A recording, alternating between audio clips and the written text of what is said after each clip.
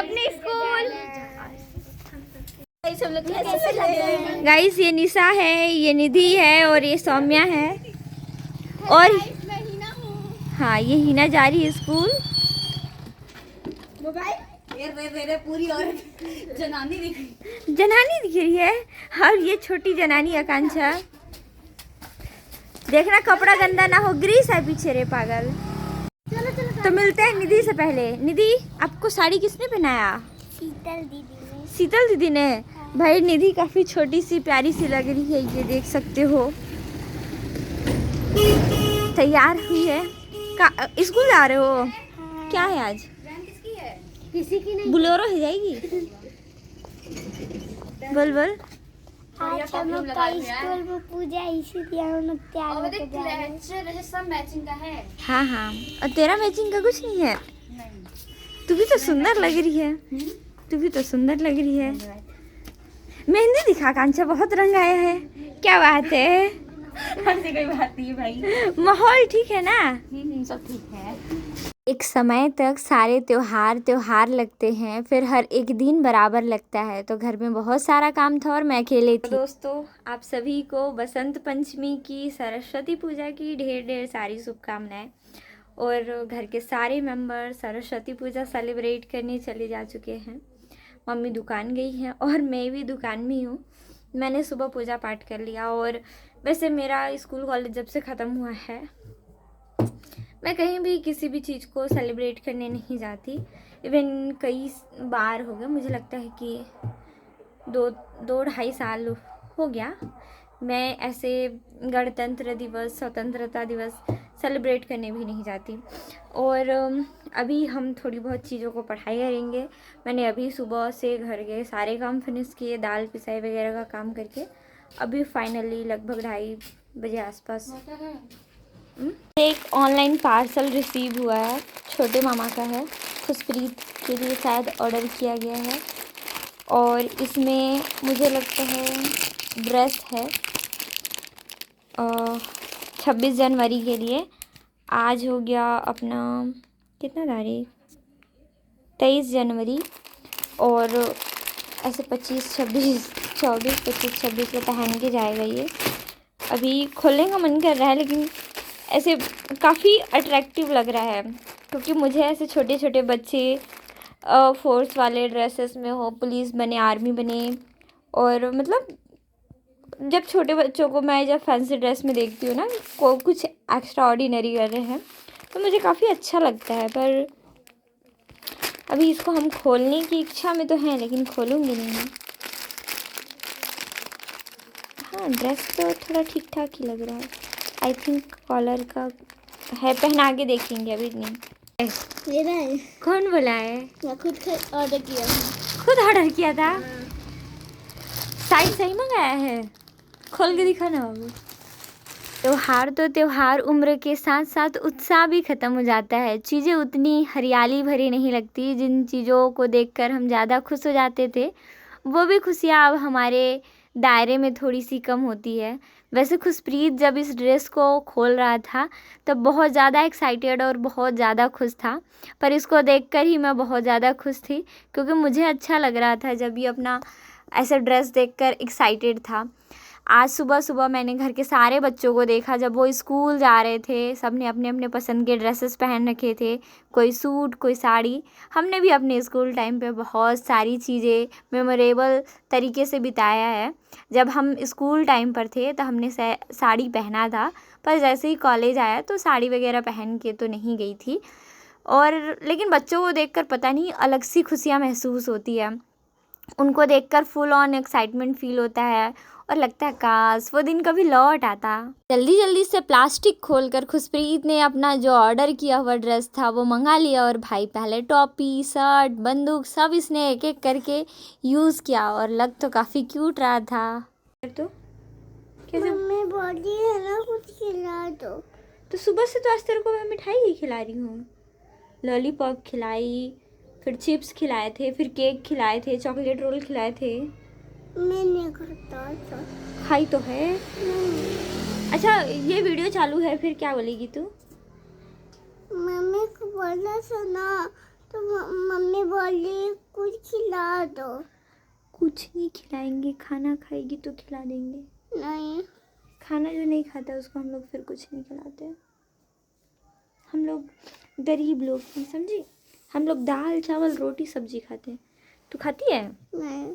तो तू बड़ी लोग है। शादी के चक्कर में घर में सारे लोग कुछ ना कुछ खरीदारी करने दुकान जाते रहते हैं। आज खुशप्रीत की मम्मी मतलब हमारी छोटी मामी साड़ियाँ खरीदने गई थी, नाना नानी गहना जेवर देखने गए थे। ऐसे करके घर पर कोई भी नहीं था और जो भी काम था मैंने जस्सी मामी और गुज्जी नानी से कराया था और बाकी सारे कामों की जिम्मेदारी मेरी थी।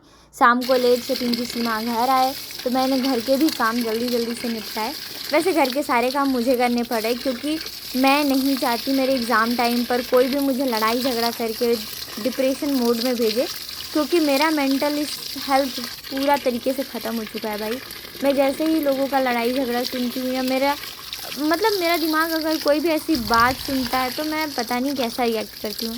तो मैंने पानी दिया। वैसे तो मेरे पौधों को पानी देने का काम नहीं करती हूँ, पर सामने के कुछ पौधों को घर वाले दे देते हैं पानी। टाइम से मैंने कहा था ना कि दिक्कतें मुझे पसंद नहीं है, तो थोड़ा घर के काम को लेकर अरे अरे अरे आराम से जाइए। थोड़ा सा ये था कि हम कर रहे हैं और कई सारी चीज़ें। भाई काम करने में टाइम तो जाता है पर हाँ तो ये रहता है कि आपके काम कोई और नहीं करेगा। मैंने अभी बर्तन धोए, देखो मैं हाथ कैसे गुलाबी गुलाबी से ठंड की वजह से, और ऐसे मुझे काम करने की आदत नहीं है या फिर पानी की वजह से भीग जाता है, तो मैंने सॉक्स स्वेटर सारा कुछ निकाल दिया था।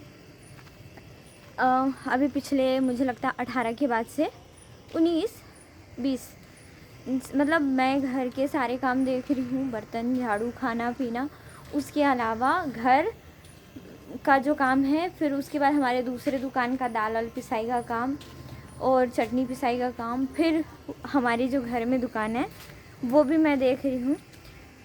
इस टाइम में 2-3 चीज़ें डिस्टर्ब है जो कि मेरी पर्सनली है, पढ़ाई, यूट्यूब और खाना पीना, ठीक, जिसकी वजह से मैं थोड़ा सा मुझे लगता है 1-8 किलो वेट लॉस हो गया होगा, 1-8 किलो लगभग 2 से 3 केजी। अब ये मत पूछना कि अभी मैं कितने केजी की हूँ, मेरा टारगेट कुछ है थोड़ा अपने आप को मोटा करने का, तो हो नहीं पा रही हूँ, तो कोशिश करते रहेंगे। तो ये सारी चीज़ें तो अब सेटल हो गई हैं। बस अब 2 चीज़ों में मुझे पावरफुल कंसिस्टेंसी चाहिए, वो है मेरा एडिटिंग और मेरी पढ़ाई। तो एडिटिंग का भी मैंने कल से थोड़ा सा टाइम सोच लिया क्या क्या करना है, किस तरीके से। पढ़ाई के लिए कल से मैं आज से अपने आप को थोड़ा ज़्यादा हौसला और ज़्यादा हिम्मत से आगे बढ़ने के लिए प्रोत्साहित करूँगी, ताकि मुझे मेरे लक्ष्य के पीछे भागने में सफलता मिले।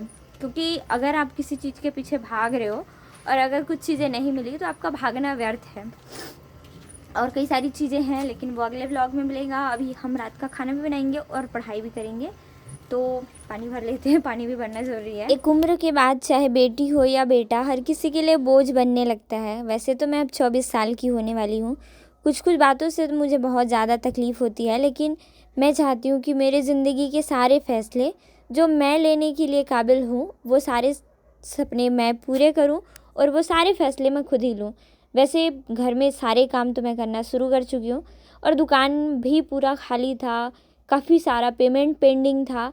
क्योंकि अगर आप चीज़ों को ध्यान से ईमानदारी से नहीं निभाते तो आपकी लाइफ पूरी तरीके से स्पॉइल होने लगती है और जो चीज़ें व्यवस्थित है वो पूरी तरीके से ख़त्म होने लगती है। नानी भी थी, क्योंकि मीठा दूध वो देने आई थी, जो कि नए टाइम का होता है, प्योस कहते हैं हमारे छत्तीसगढ़ में। मेरी आदत बिल्कुल भी किसी एक काम को लेकर बैठने की नहीं है। मैं 2-3 काम जो भी मेरे हक में होता है वो पूरा मैं संभालते रहती हूँ। तो एक काम के बाद दूसरा, तीसरा, चौथा, पाँचवा सारा एक साथ करने की कोशिश करती हूँ और हो भी जाता है मेरे, मतलब मैं कर लेती हूँ। इधर से मैं टंकी में पानी डाल रही थी और फिर मैंने घर का काम किया। उसके बाद घर के काम ख़त्म होने के बाद मैंने दुकान का काम किया। अभी लगभग टाइम था तो मैंने सोचा कि निधि और रीत की हेल्प से मैं काफ़ी सारा काम कर सकती हूँ। ये दोनों और घर के कुछ बच्चे, कह सकते हैं घर के सारे बच्चे ही काफ़ी हेल्पफुल बिहेवियर के हैं। ये लोग हमेशा मेरी हेल्प करा देते हैं, जिसकी वजह से मुझे काफ़ी अच्छा लगता है। आज भी मैं इस काम में थक जाती, पर इन दोनों की वजह से मुझे बहुत बहुत बहुत हेल्प मिला। और मेरा जो भी जमाने का काम होता है तो इन लोगों से मैं करा लेती हूँ। बदले में इनको मैं कुछ खाने को दे देती हूँ, और नहीं भी दूँ तब भी ये बच्चे बहुत प्यार से मेरा काम कर देते हैं। वैसे इनको मेरी कंपनी अच्छी लगती है, पर पता नहीं क्यों मुझे मेरे घर के बड़े बच्चे एक्सेप्ट नहीं करते। शायद मैं इनके कैटेगरी से बिलोंग नहीं करती। काफ़ी मौज मस्ती चलते रहती है इनके, और मैं इनके साथ कोलैबोरेट नहीं कर पाती या फिर कोऑपरेट नहीं कर पाती, कुछ भी कह लो। फिर इसके बाद मैंने रात का डिनर बनाया। नहीं, मैं पहले दुकान का काम करने से पहले खाना बनाई थी, क्योंकि सीमा को टाइम पर खाना रहता है। फिर मैंने दुकान का काम किया और फिर खाना खाया। दूसरे दिन सुबह सुबह आकर मैंने नाश्ता बनाना शुरू किया, क्योंकि सीमा फ़ोन कर रही थी कि मुझे भूख लग रहा है, जल्दी आकर खाना बनाओ, मुझे भूख लग रहा है, नाश्ता दो। तो मैं जल्दी से आई और मैंने कहा, सीमा मेरे नहाते तक आटा गूँथने का काम कर दो। तो उसने गुना भी, लेकिन आटा थोड़ा सा मेरे हिसाब से सही नहीं था, जिससे चपाती फूलती नहीं। तो मैंने इसे थोड़ा सा सॉफ्ट किया, और मुझे फुली फुली रोटियां ही पसंद है, हर किसी को होता है। और गोल गोल, तो मैंने कहा कि ठीक है, मैं इसको थोड़ा सॉफ्ट कर लेती हूँ, और मैंने वो भी काम फिनिश किया। साथ में दुकान का आलू उबालते और लंच प्रिपेयर करते 12 बज चुका था। मैंने 12 बजे आसपास अपना ब्रेकफास्ट किया।